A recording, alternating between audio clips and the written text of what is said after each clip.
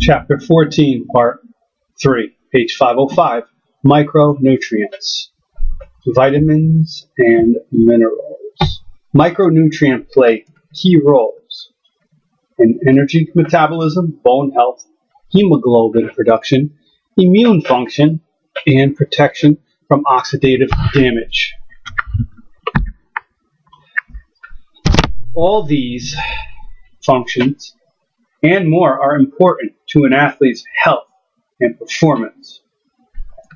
Exercising on a regular basis may result in increased micronutrient losses or an increased rate of turnover.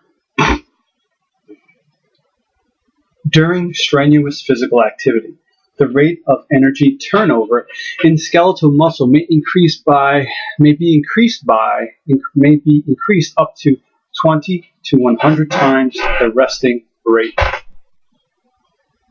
A higher turnover increases the need for greater total food intake to balance the increase in energy expenditure.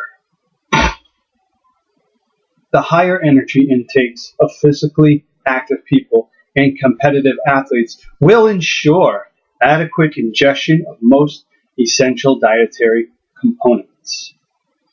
A diet with plenty of variety should supply adequate protein, vitamins, minerals, and other nutrient requirements. If energy needs are being met, there is no evidence to suggest that specific supplementation is necessary or that it will improve performance. Those athletes at greater risk for micronutrient deficiencies or poor status are those who restrict calorie intake, who eliminate one or more food groups from their diet daily, or those who consume high-calorie, low-nutrient density diets. These behaviors may prompt the suggestion of a multivitamin and a mineral supplement to improve overall status. Table 14.4 lists terms related.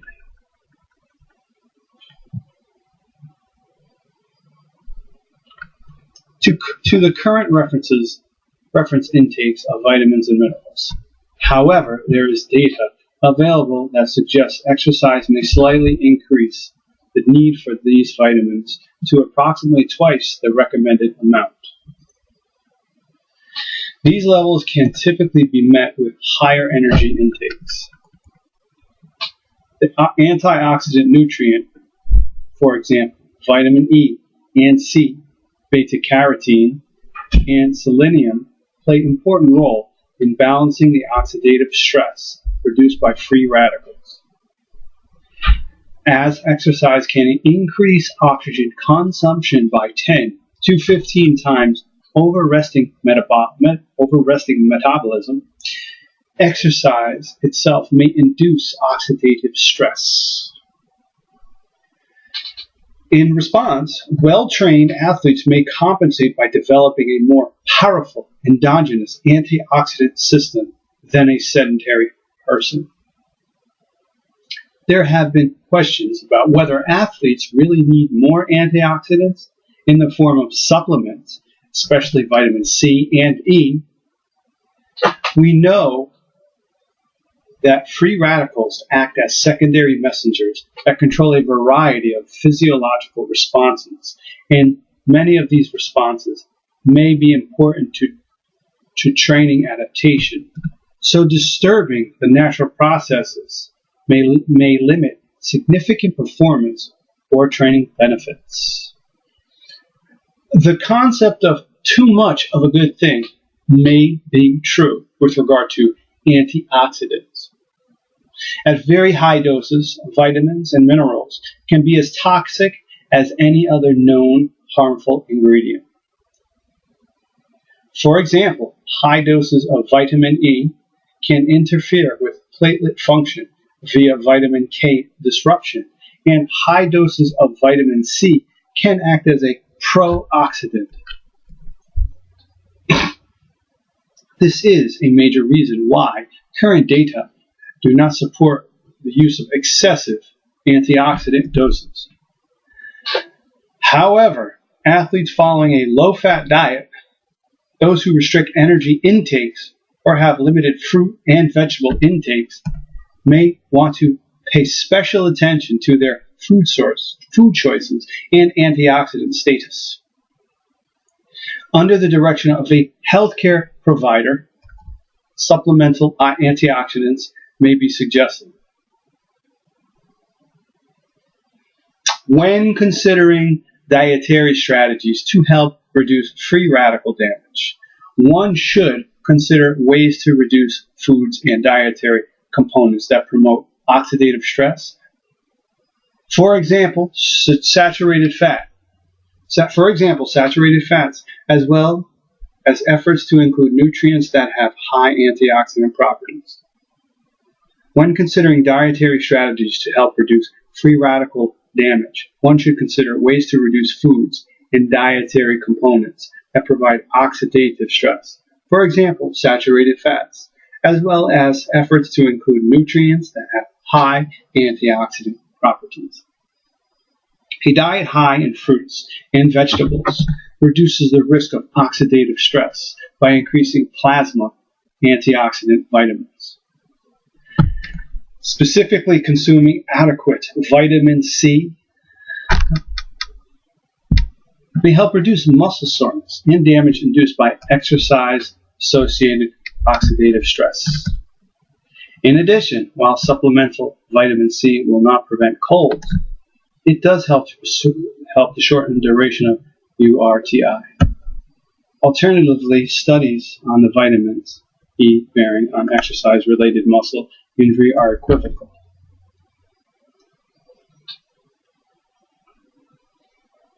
The consensus on the need for antioxidant supplementation continues to evolve. This makes applying practical recommendations challenging for athletes and sports performance professionals. In general, it does not appear that supplementation improves performance, but it may be helpful to reducing exercise-induced muscle damage. Research interest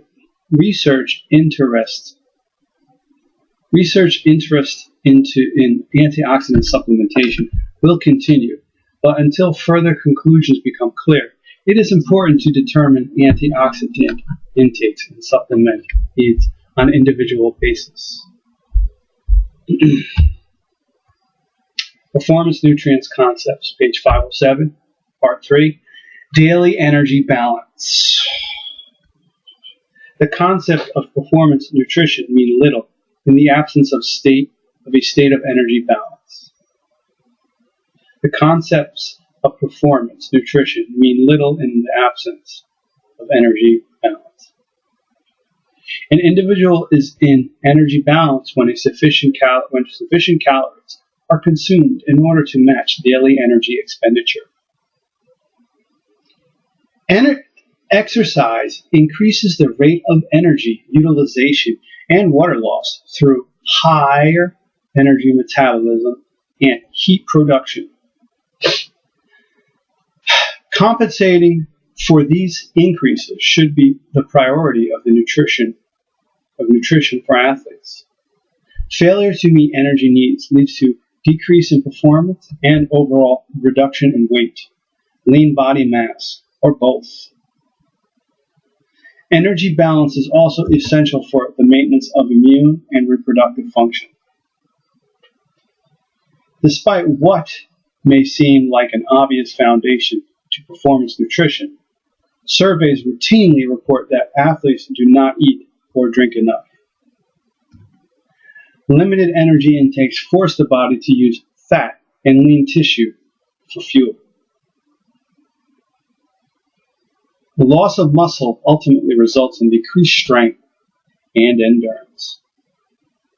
Low energy intakes are also associated with poor nutrient intakes, especially of the micronutrients.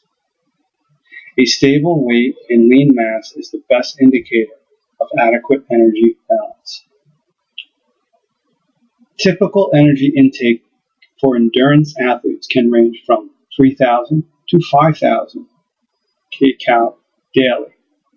or higher. Many strength athletes will ingest 44 to 50 calories per pound of body mass daily, and some may need even more. Low energy intakes of 1,800 to 2,000 a day or less in female athletes often are associated with weight loss and disruption of reproductive function. Interday energy balance. Interday energy balance, chapter 14. In addition to daily energy balance, the concept of interday energy balance can also be of importance. Body composition and performance can be impacted by meal and snack frequency. For example, Dutz and colleagues found those who deviated most widely from energy balance during the day had the highest body fat levels. One of the most interesting findings was that this held true regardless of whether the person was in a positive or negative energy balance. Knowing blood glucose levels fluctuate approximately every 3 hours helps to explain why higher body fat levels occur. If eating is delayed, blood glucose levels will drop, forcing amino acids to be recruited from muscle tissue in order to be converted by the liver to glucose. The result in blood glucose stabilization at a cost of muscle mass. Oh no. Incorporating mid-morning snacks as well as mid-afternoon or pre-training snacks in fluid intake is a good way to prevent hunger and avoid marked energy deviations during the day. Fueling before and after exercise. Nutrient timing is an important performance concept for pre- and post-fueling strategies, muscle and energy recovery, and muscle building plans. Foods and fluids before and after workouts will need to be individually planned according to physiological characteristics, gastrointestinal sensitivity, workout intensity, and personal preference. However, there are several concepts and strategies that form the base for improved performance. First, eating before exercise has been shown to improve performance versus exercising in the fasted state. The goal is to arrive at training or competition in a fed state, that is, not hungry, and prevent having undigested food in the stomach. Consuming a pre-event or exercise meal that follows the following general guidelines should help individuals achieve this goal. Sufficient fluids to maintain hydration. Guidelines. Low in fat and fiber to encourage gastric emptying and minimizing gastrointestinal distress. High in carbohydrate to optimize glycogen stores. Moderate in protein. Contain familiar foods. If time permits, larger meals can be consumed 3 to 4 hours before exercise and contain 200 to 300 of carbohydrate. Meals closer to training or competition should be smaller. Carbohydrate and hydration are two of the most important factors affecting performance. Both have a defined storage capacity and are continually being utilized. There may be an upper limit of carbohydrate intake. Consumption greater than 500 to 600 grams a day may offer no further contribution to glycogen storage capacity or athletic performance. Sports drinks containing 4 to 8% of carbohydrate improve performance, even in events lasting 1 hour or less. It is good practice to consume sports drinks, especially during morning workouts, because liver glycogen levels may be low from the overnight fast, and blood glucose levels may not be adequate if the athlete has difficulty consuming an early morning pre-exercise meal or snack. Athletes can extend endurance performance when participating in longer events by consuming 30 to 60 grams of carbohydrates per hour, which appears to be independent of the ingested form, fluids, gels, or solid foods.